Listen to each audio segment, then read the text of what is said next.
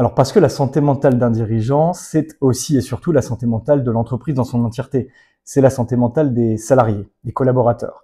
En effet, si le dirigeant de son côté n'est pas bien ou n'est pas à l'aise, ça se ressent auprès des salariés, dans la santé mentale des salariés, ça se ressent aussi dans les performances de l'entreprise.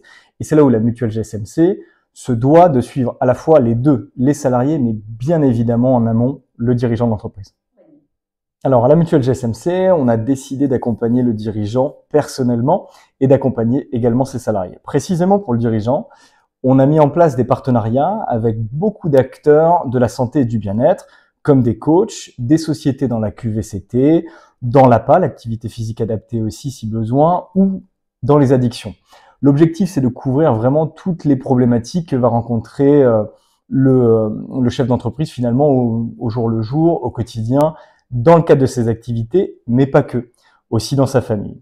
Donc on a développé vraiment des outils qui sont disponibles sur nos plateformes aujourd'hui. On fait aussi une démarche proactive pour aller questionner le dirigeant sur vraiment ce dont il a besoin et pas simplement attendre qu'il y ait un pépin ou un souci de santé ou un arrêt de travail avant d'être là simplement pour rembourser. On vient plus en prévention, c'est un bien grand mot, mais c'est une valeur importante chez nous. Je dirais qu'il y a deux grandes difficultés principales. La première, ce serait un peu la solitude du dirigeant. Alors, on y revient tout le temps. Alors, c'est aussi l'avantage d'avoir des réseaux comme celui-ci, comme Réseau Entreprendre, qui permet d'échanger, de partager sur les best practices, les bonnes choses, les mauvaises choses qu'on rencontre pour accompagner.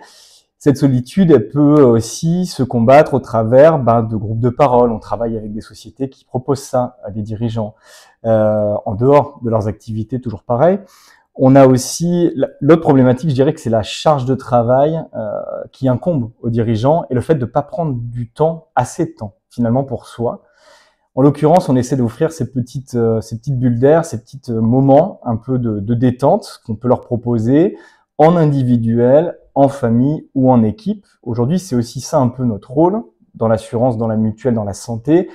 C'est au-delà des remboursements, c'est d'être acteur de ces moments à côté et ces moments dont ils ont besoin.